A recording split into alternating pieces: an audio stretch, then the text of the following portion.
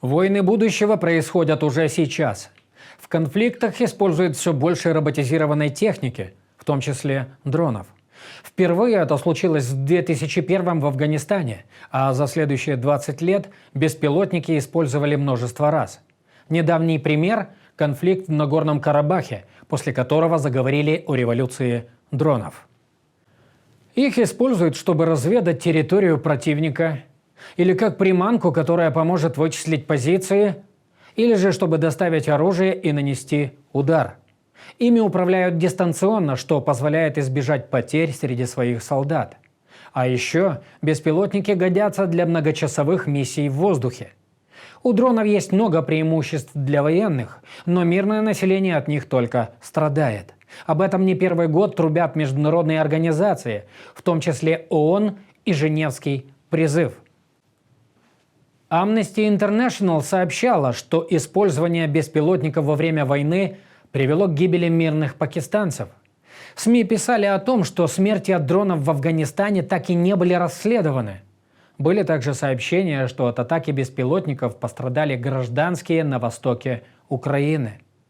Это только несколько из десятков, сотен сообщений о том, как беспилотники опасны для мирного населения. Но дронов становится все больше. Беспилотники используют не только Соединенные Штаты, но и другие государства. Франция в Мали, Великобритания и Россия в Сирии. Ими пополняют свой арсенал и негосударственные военные формирования. Обычно они не могут себе позволить военные беспилотники, а вот переоборудовать гражданские дроны вполне. Этим уже пользуются в конфликтах в Сирии, Ираке и других странах. Несмотря на растущую популярность беспилотников, в международном праве пока нет специального раздела, который регулирует их использование. Более того, ударные беспилотники сами по себе не являются оружием, они его доставляют. То есть беспилотники – это средство и метод ведения войны. Но именно поэтому они и подпадают под нормы международного права. Вот несколько его принципов. Принцип развлечения требует, чтобы под прицел попадали только военные цели. Перед атакой участники конфликта обязаны убедиться, что цели не являются гражданскими объектами или лицами. Нужно принять все меры, чтобы избежать случайных потерь, ранений или хотя бы свести их к минимуму. Ведение войны не должно наносить большего ущерба, чем это необходимо для получения военного преимущества на каждом этапе боевых действий. Это принцип пропорциональности. Запрещены неизбирательные атаки, то есть те, которые не направлены на военные объекты, или атаки с помощью средств и методов ведения войны, которые не могут быть направлены на военные объекты, или атаки, последствия которых нельзя ограничить. Все эти принципы трудно соблюдать, используя беспилотники.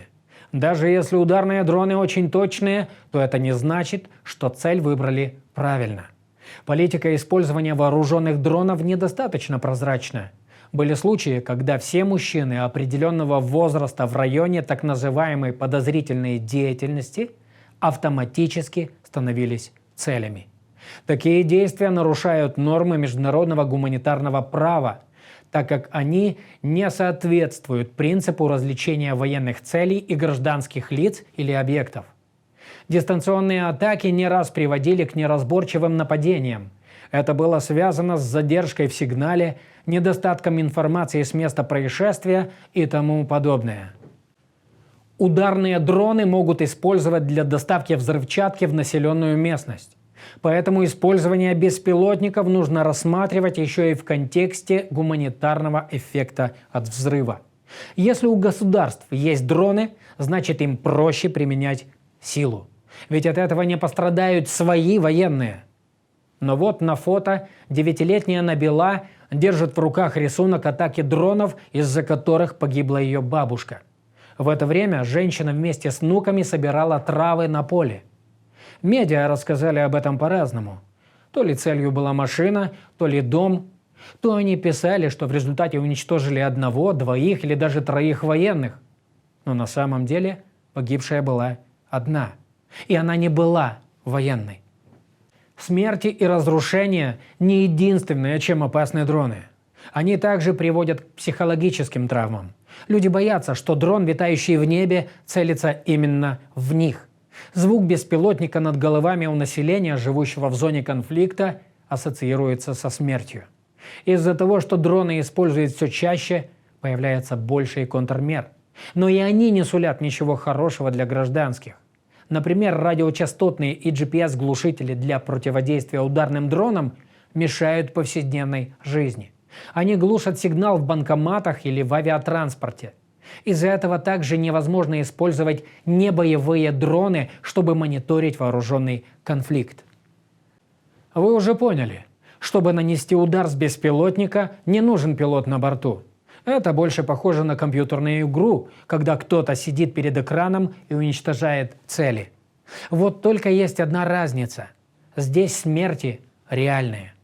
Поэтому Женевский призыв напоминает, использовать дроны нужно в соответствии с международным гуманитарным правом. Необходимо убедиться, что беспилотники послужат только военным целям и не будут причинять чрезмерный вред гражданским. Стороны обязаны обеспечить прозрачность использования дронов.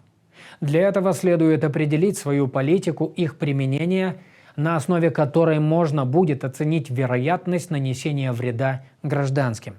И предусмотреть, каким образом жертвы смогут себя защищать.